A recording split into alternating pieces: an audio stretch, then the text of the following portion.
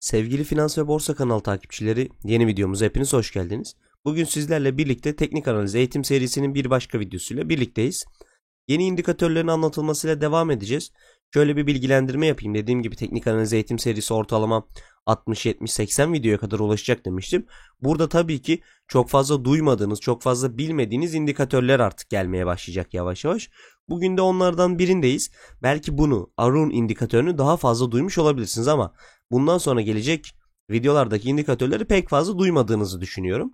Ama bu izlememeniz gerektiğini veya duyulmadıysa işe yaramıyor demek değildir. Aslında tam tersi, çok daha az kişi kullandığı, çok daha az kişi bildiği için işe yararlılığı, çalışma ihtimali çok daha yüksek oluyor.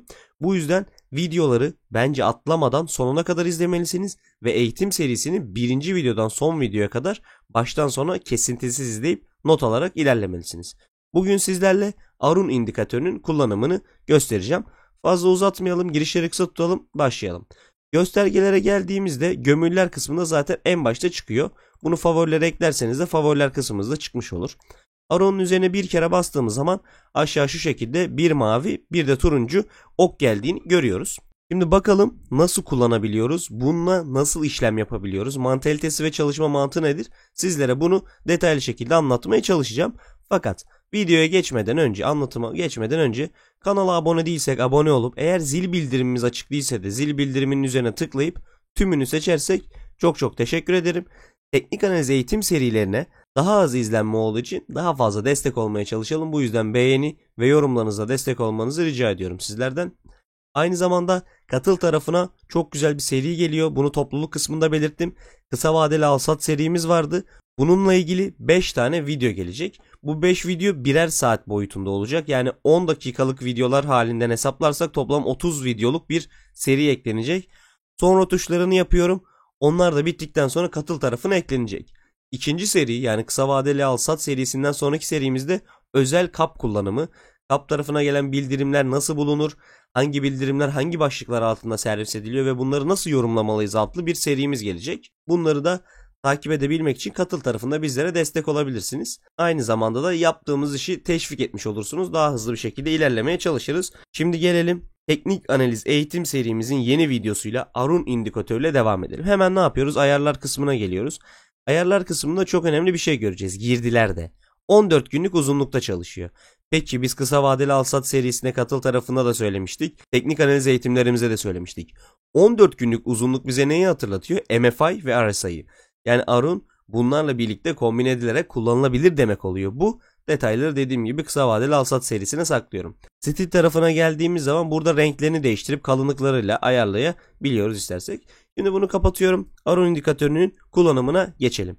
Bir mavi bir de turuncu çizgi görüyoruz. Bu turuncu çizgiye biz Arun up, yani Arun yukarı, mavi çizgiye ise Arun down, yani mavi çizgiye Arun aşağı demiş olacağız. Bunu bilelim. İleride hızlı şekilde söylerken bunu ifade edersem ne olduğunu anlayabilirsiniz. 14 günlük periyotta çalışıyor ve Arun indikatörü trendleri bulmakta kullanılıyor. Trend bulucu bir indikatör. Fakat ADX ile arasında bir fark var. Bildiğiniz gibi önceki eğitim serilerinde ADX anlatmıştım. Onu bilmiyorsanız lütfen seriyi baştan sona izleyin. ADX trendi buluyordu fakat trendin yönüyle ilgilenmiyordu. Yani ADX mutlak değer içinde bir indikatördü. Fakat Arun mutlak değer içinde bir indikatör değildir ve trendin hem gücünü hem yönünü belli etmeye çalışır. Bu yüzden trend bulucu olarak da geçer halk dili arasında. Kendi asıl kullanım amacı, gösterim amacı şudur. Son 14 günlük mumlara ne kadar yakın veya ne kadar uzak olmasıdır. Eğer Arun Up 100 seviyesindeyse, bu arada 0 ile 100 arasında çalışan bir indikatördür. Şöyle büyütelim. Arun Up, yani turuncu 100 seviyesindeyse son 14 gündür oluşan en yüksek mum oluştu demektir.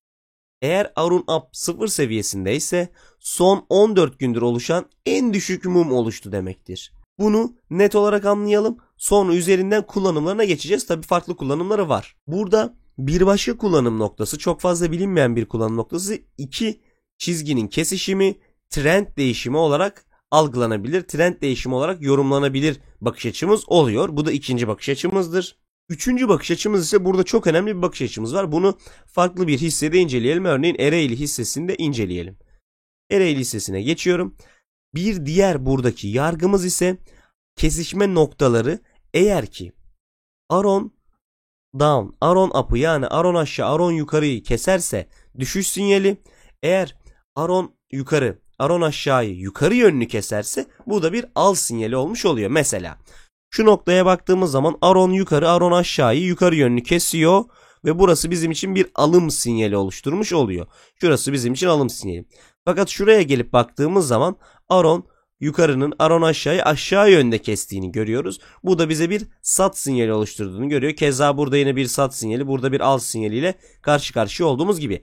Hem trendi belirtiyor, hem alım satım sinyallerini bize veriyor, hem de trendin gücüyle ilgili bizlere yorum yapmış oluyor Aron indikatörü. Bir başka kullanım aşaması, dördüncü kullanımı da yukarı ve aşağıda uzun süre geçirmesi. Örneğin şöyle bir noktada gördüğümüz zaman bu nedir? Aron up, Aron down'ın uzun süre üstünde kalıyor. Ne zaman? 9 Nisan'dan işte şuraya baktığımızda 17 Mayıs'a kadar bir aydan fazla bir süredir Aron up, Aron down'ın üstünde hareket ediyor ve aralarında ciddi bir fark var. Bu şu demek oluyor. Bu tarihten itibaren bir yükseliş trendinin başladığını bize söylüyor. Eğer ki tam tersi bir durum gerçekleşirse hemen ona bir örnek bulup geleceğim. Tam net bir örnek bulamadım ama yine çalışan bir örneğe geldik. Sasa Polyester hissesine geçtiğimiz zaman burada da tam tersi bir durumu görüyoruz. Aron down, Aron up'ın üstünde yer alıyor. Yani Aron aşağı, Aron yukarının üzerinde 12 Temmuz'dan 23 Ağustos'a kadar yine 1,5 aylık bir süre zarfında üst tarafta Aron down'un olduğunu görüyoruz. Ve bu da bize ne demek oluyor? Şuradan itibaren aşağı yönlü bir düşüşün olduğunu bizlere net olarak gösteriyor. Yani burada dördüncü sinyalimiz de Aron up, Aron down'un üzerinde uzun süre hareket ediyorsa bir yükseliş trendi var. Aron down, Aron up'ın üzerinde uzun süre hareket ediyorsa bir düşüş trendi var demektir.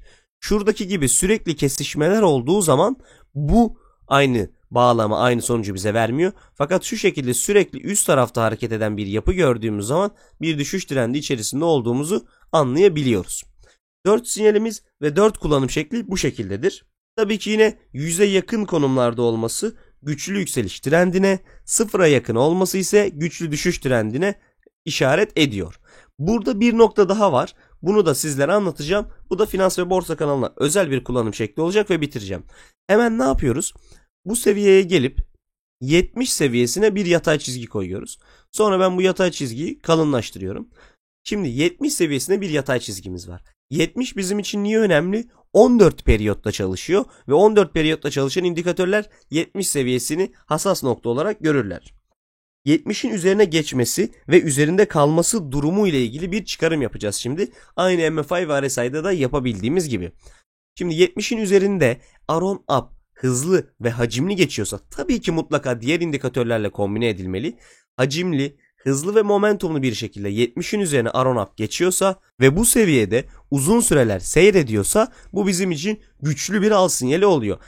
Aynı şekilde Aron up 70'i hacimli şekilde aşağı yönlü kırıyorsa bu da bizim için düşüş trendinin başlayabileceğini, piyasanın terse dönebileceği sinyallerini bize sunmuş oluyor. Tabii biz burada al sinyalini ilk etapta kovaladığımız için örneğin şurada gördüğünüz gibi Aron up 70'in üzerine hacimli şekilde geçmeye başladığı anda bir al sinyali bizim için başlamış oluyor. Bu da çok ciddi kar marjları vermiş oluyor.